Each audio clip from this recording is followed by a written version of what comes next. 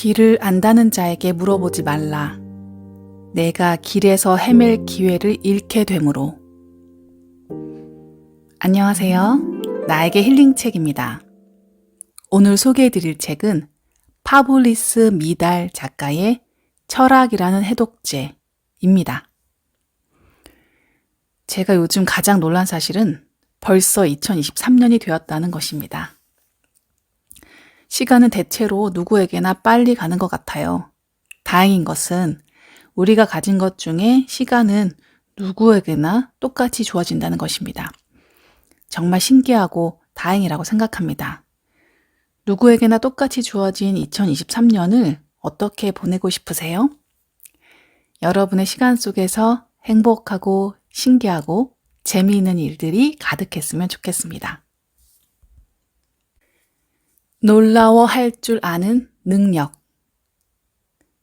루트비히 비트겐슈타인은 20세기의 가장 위대한 철학자 중 한 사람이지만 생전에 대중을 앞에 두고 강연을 한 적은 딱 한 번밖에 없다.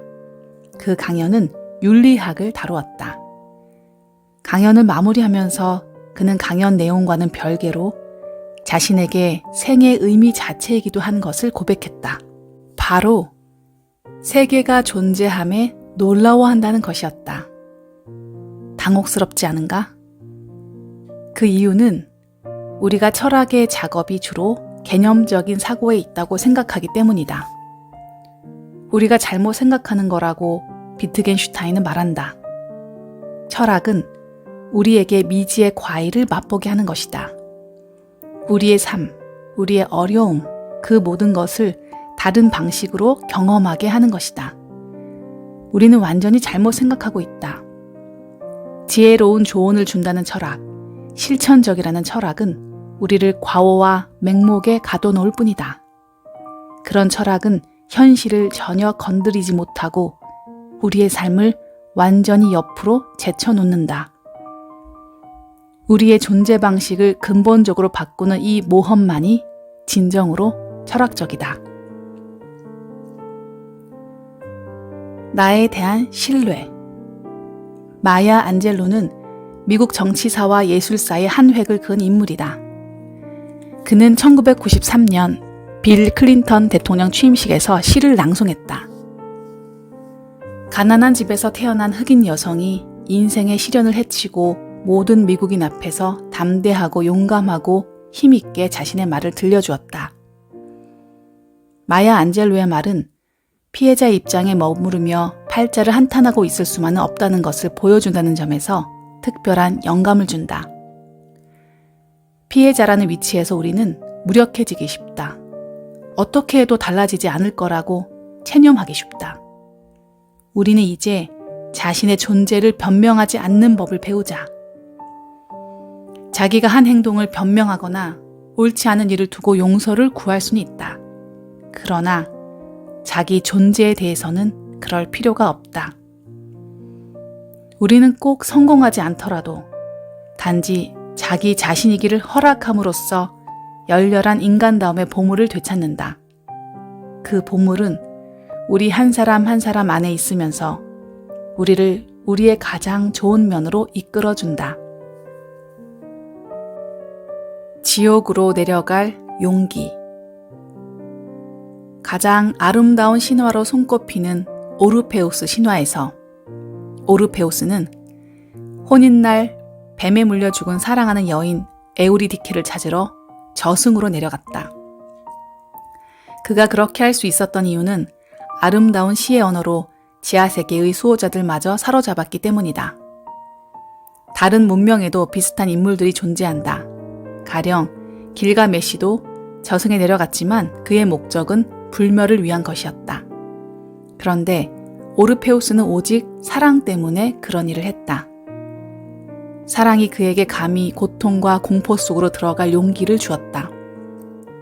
덴마크의 철학자 키르케고르는 우리 모두가 자신의 인간미를 확인하기 위해 지옥까지 내려가야 한다고 말한다.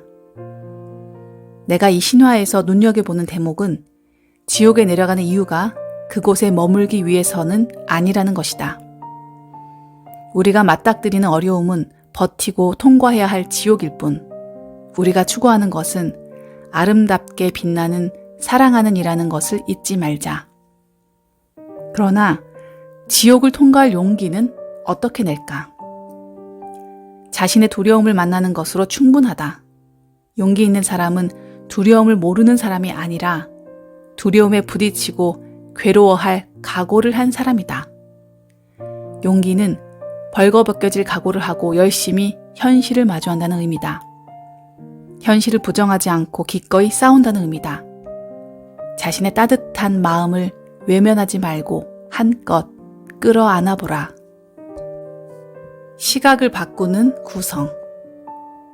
나는 파란색이 없으면 빨간색을 칠한다. 파블로 피카소. 파블로 피카소의 이 말은 상황이 여의치 않으면 금세 체념한다는 뜻으로 들릴 수 있다. 사실은 그게 아니다.